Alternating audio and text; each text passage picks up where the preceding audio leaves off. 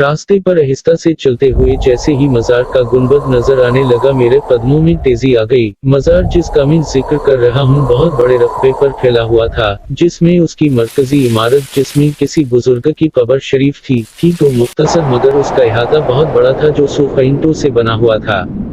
कुछ हिस्सा बिल्कुल कच्चा भी था जिस पर कुछ खस्ता हाल कब्रें मौजूद थीं जो ना जाने किन की थी। कुछ हिस्से पर जा बजा पुराने बरगद, पीपल और ना जाने कौन कौन से कदीम दरख्त थे।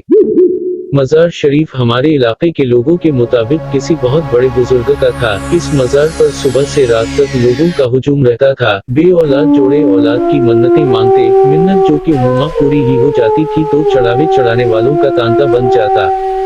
कोई अपनी बेटी की शादी की मन्नत मांगता तो शादी होने पर बाकायदा और उसी लिबास तक में दुल्हन मन्नत पूरी करने आती थी।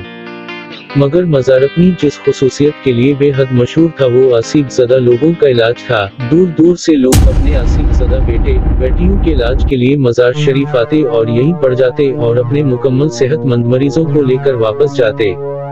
मजार के अहाते में मैंने बारहा अपनी आंखों से नौजवान आसीब ज़दा लड़के लड़कियों को इस तरह मुसलसल तलाबाजियां खाते देखा था जो कोई आम इंसान कर ही नहीं सकता था। मेरी वालिदा के बकौल साहब मजार आसीब ज़दा के ऊपर चढ़ी बदरूह को इस तरह सजाएं देते थे कि वो बीमार को छोड़कर चला जाए। कभी शदीद तपती धूप में नंगे पांव उल्टा यानी पांव ऊपर करके हाथों के बल लड़के लड़कियां इस तरह तेजी से चलते थे कि क्या कोई करतब दिखाने वाला चलता होगा। उनके साथ आने वाले शदीद परेशान चेहरे लिए एक तरफ बैठे ये तमाशे देखते। हम यानी मैं और मेरे कुछ दोस्त उस वक्त बिल्कुल नौजवान थे। हमारे लिए इन मनाजिर में बेहद कशिश होती थी। अक्सर औकात कोई नौजवान आसीब ज़दा लड़का या लड़की मुसलसल तकरार करता सुनाई देता, नहीं जाऊंगा नहीं जाऊंगा। मेरे वालिद साहब इन बातों के बेहद खिलाफ थे। वो मज़ारों पर जाने, मन्नतें मांगने, चढ़ावे चढ़ाने के सख्त मुखालिफ थे। वो आसीब को भी नहीं मानते थे। ये सब ज़हनी बीमारियों की अक़साम हैं। वो ये भी पसंद नहीं करते थे कि मैं या मेरी अम्मी कभी मज़ार पर जाएं।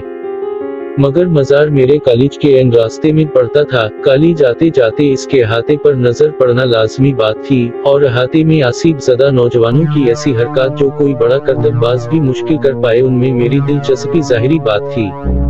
ऐसे ही एक दिन जब मैं कॉलेज से वापस आ रहा था तो इस पर मेरी नजर पड़ी। वो मजार के बाहर अहाते से हटकर जहां एंटों का फर्श खत्म होकर कच्ची जमीन शुरू होती थी, बैठी हुई थी। गो कि इसने सर पर दो पटा ओढ़ कर अपने इर्द गिर्द अच्छी तरह लपेटा हुआ था, मगर फिर भी खुद अंदाजा लगाया जा सकता था कि वो बिल्कुल जवान लड़की है। उसने अपनी हथेलियां आपस में जोड़ी हुई थी।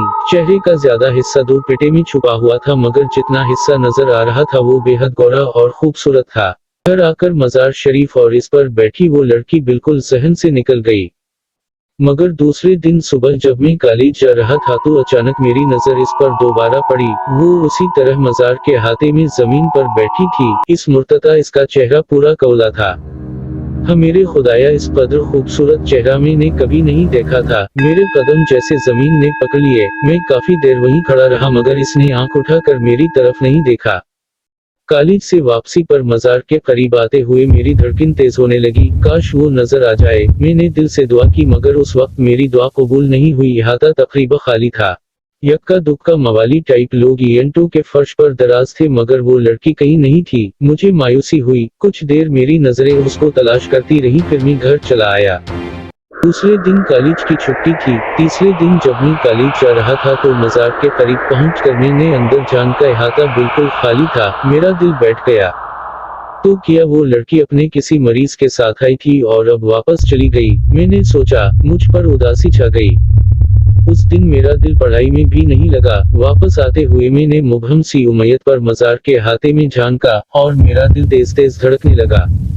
वो सामने खड़ी हुई थी। दो पट्टा इसके सर से ढलका हुआ था। इसके बाल चुटिया से निकल कर इसके हसीन चेहरे पर बिखर रहे थे। वो इतनी खूबसूरत थी कि मैं ये तक भूल गया कि मैं कहाँ खड़ा हूँ। उस वक्त इसने अपनी आंखें उठाकर मुझे देखा। उफ, इसकी आंखें गहरी सियाह मगर इस कदर उदास, शायद ये जिसके साथ आई है वो बहुत बीमार है। मैंने सोचा, जैसे कि मैंने शुरू में कहा, लोग दूर दूर से अपने मरीजों को लेकर इस मजार पर आते थे और जिनके लिए रोज आना जाना मुमकिन नहीं होता वो यहीं रह जाते। मजार के मैदान में बेशुमार चारपाइयां मौजूद थीं, जिन पर उम्मा इस तरह के लोग रातों को जैसा तैसा गुजारा करते थे और दिन भर मजार पर गुजारते। मजार पर लंगर की वजह से खाने का भी मसला नहीं था। वो लड़की शायद किसी दूर के शहर से यहाँ आई थी, इसलिए 3-4 रोज से यहीं मुकीम थी। चंद लम्हे एक दूसरे को देखने के बाद हम दोनों ने आँखें हटा ली। मैं तेज तेज कदमों से घर के तरफ बढ़ने लगा। कदमों से ज्यादा तेजी से मेरा दिल धड़क रहा था। ये लड़की, मुझे लगने लगा मुझे इससे मोहब्बत हो गई है। इस रात मुझे नींद नहीं आई।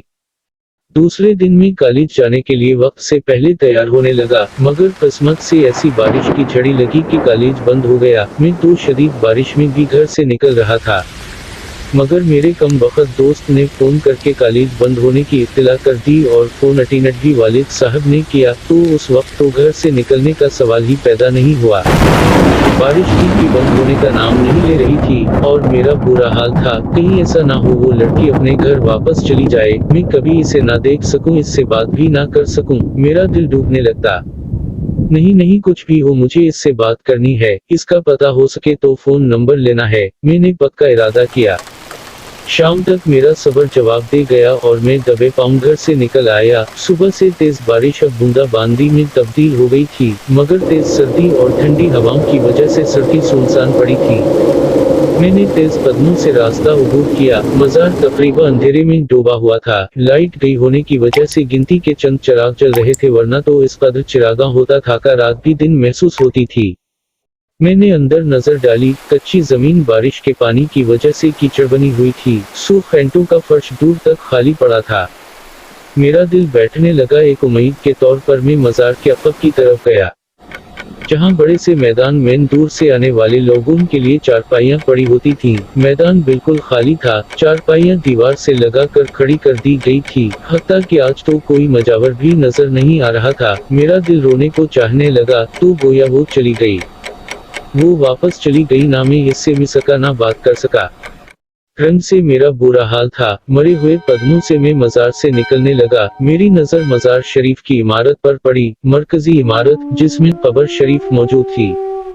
मेरे दिल में ख्वाहिश जागी, चलो आज फातिहा ही पढ़ लूं। सीढ़ियां चढ़कर छोटा सा बरामदा खोल कर मैं मजार के अंदर दाखिल हुआ। वो भी बिल्कुल खाली पड़ा था। मैंने फातिहा के लिए हाथ उठा दिए और मेरे मुंह से इतनी खौफनाक चीख निकली कि लगा खुद मेरा दिल फट जाएगा। फातिहा पढ़कर चेहरे पर हाथ फेरकर जब मेरी नजर अचानक ऊपर पड़ी, मजार के बीचों बीच कब्र के ऊपर छत के साथ, जी हाँ छत के साथ वो लड़की उलटी लटकी हुई थी। इसके खोले बाल जैसे जमीन तक आ रहे थे। इसकी आंखें, जी हाँ वही आंखें जो मुझसे इस दिन टकराई थी, तो मैं उसकी मोहब्बत में गिरफ्तार हो गया था। आज जैसे खून बहा रही थी। आज इसका हसीन चेहरा बाकायदा किसी बदरू का चेहरा था। इसके हाथ आपस में जुड़े थे जैसे माफी मांग रही हो। मैं पागलों की तरह चीखता बाहर भागा, ना जाने कैसे घर पहुंचा और बेहोश हो गया। घर वाले बताते हैं कि मुझे तेज बुखार चढ़ गया था और मैं बहकी बहकी बातें करता था। न जाने कितने दिनों में जाकर मैं ठीक हो सका और मैंने दोबारा कॉलेज जाना शुरू किया। हाँ, मगर एक बात है, रास्ते से गुजरते हुए मैंने दोबारा कभी मजार की तरफ निगाह नहीं उठाई।